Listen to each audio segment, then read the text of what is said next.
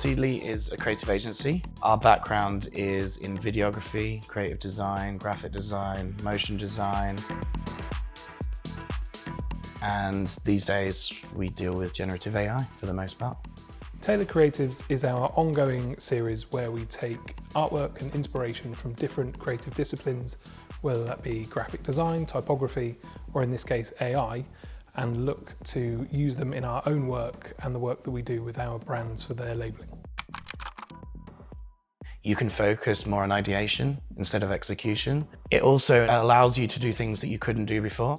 So your workflow can be much more enhanced than your background of creative skills, essentially. Combined with pay-per-click and other forms of digital media, AI can be scaled up to essentially have a different ad shown to every single person, whereas that wouldn't have been humanly possible before.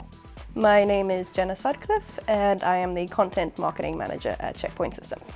I do a lot of the creative work, a lot of photography, graphic design, video editing and creation, and then just packaging everything together, making it look nice and selling our brand with it. When the boom of the AI platforms happened about a year ago, a lot of people were afraid that it was going to replace the artists, the skills and the talents that we have. We are utilizing it alongside the skills, the talents and the artists that we have in the company to benefit it, to highlight, to strengthen what we already have. We're just using it as an extra tool. So I'm a big advocate of augmentation. I don't think AI should take any part of the creative process solo. I always work in tandem with AI. I use it as like a mirrored version of myself.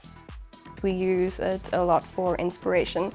So we would create a prompt and we would generate an image, and from that image we would build on it. We would think of our creative ideas, how we can implement this into the business, into our label creation, see how we can create something really spectacular, something that is above and beyond what could have been done in the past. And yeah, understanding how far we can stretch it, how we can use it to our benefit, and yeah, just making some really cool things.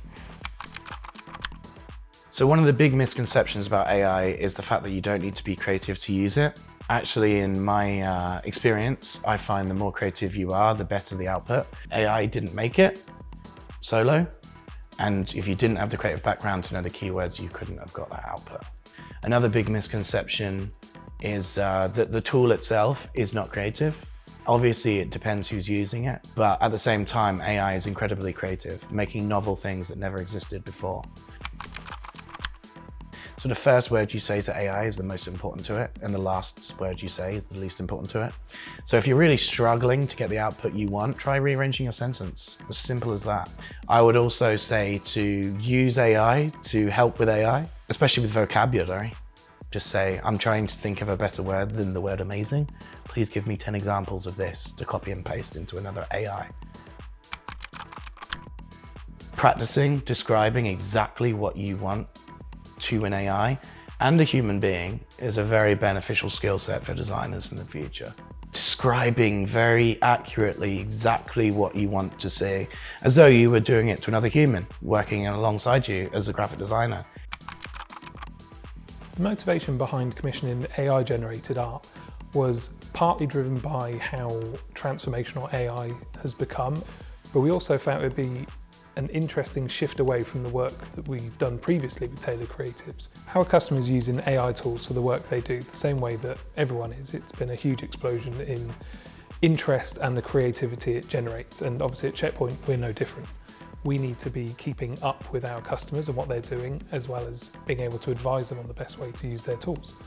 That's why they come to us, it's for our expertise. So our expertise now need to extend past our traditional realm into these new tools. We're experts in our field at creating labels, but now we have these extra tools that allow us to expand our horizons.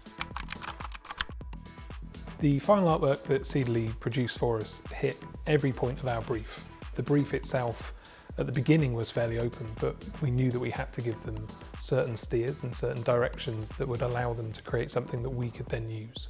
So the fact that they're able to combine upcoming autumn, winter and spring, summer trends in their colours, upcoming trends in terms of materials and textures, so we have in there different foil elements. There's almost kind of a nod to animal print in there as well. So the fact they're able to bring all of those in, that allows us to then take those elements out individually and use them as inspiration for upcoming collections that will influence our brands in the coming years, not just in the short term, has been fantastic.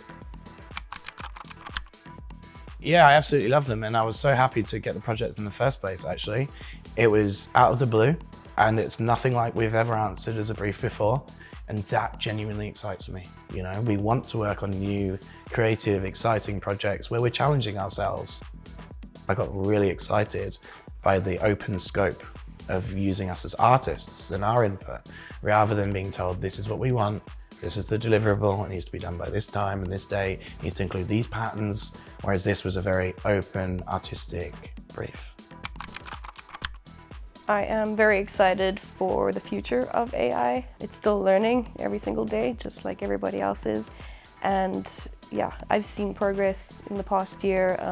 The first image I ever generated looks nothing like the one that I would generate this morning. So I'm very excited to see how the tool learns, how it grows, and how we can learn and grow with it as well.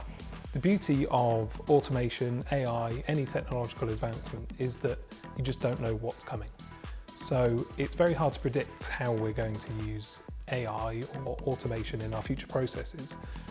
But the fact that we're so open to it and that we're exploring all of these avenues to make our work internally better for our customers can only be positive.